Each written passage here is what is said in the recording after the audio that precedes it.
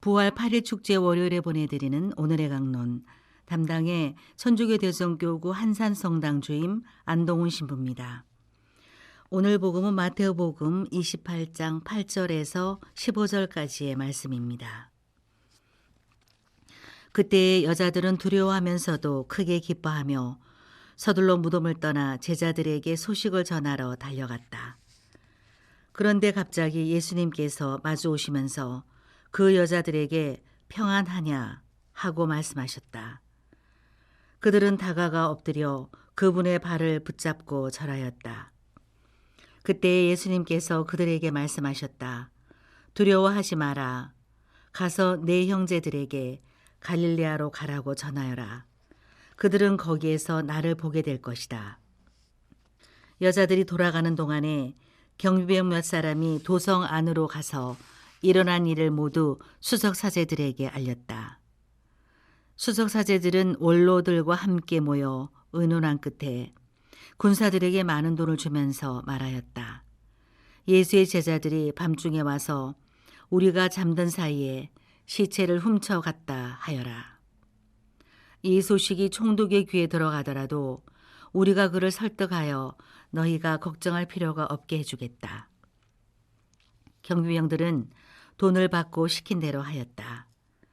그리하여 이 말이 오늘날까지도 유다인들 사이에 퍼져 있다. 대전 카톨릭 평화방송 애청자 여러분 안녕하십니까? 오늘은 부활 8일 축제 내 월요일입니다. 오늘 이 복음에서 우리들은 부활하신 예수님께서 당신의 무덤을 찾아왔던 마리아 막달레나와 다른 마리아에게 나타나셔서 전하신 말씀을 듣게 됩니다. 두려워하지 마라. 가서 내 형제들에게 갈릴레아로 가라고 전하여라. 그들은 거기에서 나를 보게 될 것이다. 마리아 막달레나와 다른 마리아는 안식일이 지나고 주간 첫날이 밝아올 무렵 예수님의 무덤에 나와 그분을 기리려 했습니다. 하지만 그들은 비어있는 무덤을 보았고 주님의 천사가 전해준 기쁜 소식, 바로 예수님께서 되살아나셨다라는 말씀을 듣습니다. 두려워하면서도 크게 기뻐하며 서둘러 무덤을 떠나 제자들에게 가던 중 부활하신 예수님을 마주하게 됩니다. 예수님께서는 이 여인들에게 말씀하십니다. 가서 내 형제들에게 갈릴레아로 가라고 전하여라. 그들은 거기에서 나를 보게 될 것이다. 예수님께서 말씀하신 이것은 비단 예수님뿐만 아니라 부활하신 예수님을 전해주었던 주님의 천사 역시 그들에게 이야기를 했던 것입니다. 서둘러 그분의 제자들에게 가서 이렇게 일러라. 그분께서는 죽은 이들 가운데에서 되살아나셨다. 이제 여러분보다 먼저 갈릴레아로 가실 터이니 여러분은 그분을 거기에서 뵙게 될 것입니다. 이것이 내가 너희에게 알리는 말이다. 이 말씀을 보고 이 말씀을 묵상함에 문득 궁금해지는 것이 있습니다. 왜 예수님께서는 여인들에게, 제자들에게 갈릴레아로 가라고 이야기를 하시는 것인가? 예수님뿐만 아니라 주님의 천사 역시도 제자들에게 갈릴레아로 가라고 일렀습니다.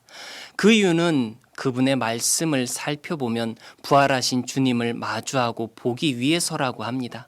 그런데 단순하게 부활하신 주님을 보기 위해서라면 굳이 갈릴레아가 아니라 제자들이 그리 멀지 않은 곳에 머물러 있는 바로 그곳, 바로 예수님께서 나타나신 그 무덤으로 그들이 다시 오도록 이르는 것이 훨씬 더 합리적일 것입니다.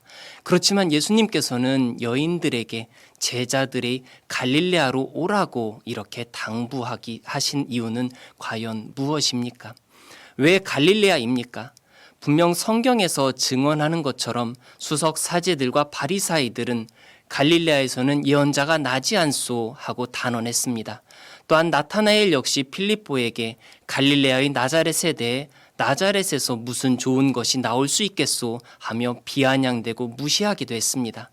분명 갈릴레아는 예루살렘과 너무나 달랐습니다. 하느님을 알지 못했던 이방인들이 살던 그곳, 이민족들의 갈릴레아라고 불리기도 했습니다. 가난한 이들, 병자들이 많았고 또 죄를 지은 죄인들이 많이 살고 있던 그러한 지역이었습니다. 어쩌면 그렇게 죄가 많았기에 하느님의 자비와 그분의 구원을 보다 애타게 찾고 열망한 곳은 아닐까 생각이 듭니다. 예수님께서는 이곳에서 공생활을 시작하셨습니다. 하느님 나라의 기쁜 소식을 선포하셨고 하느님의 사랑을 보여주었습니다. 또한 갈릴레아는 제자들에게 있어서 예수님을 만나기 전까지 생업에 종사하며 살던 곳이었습니다.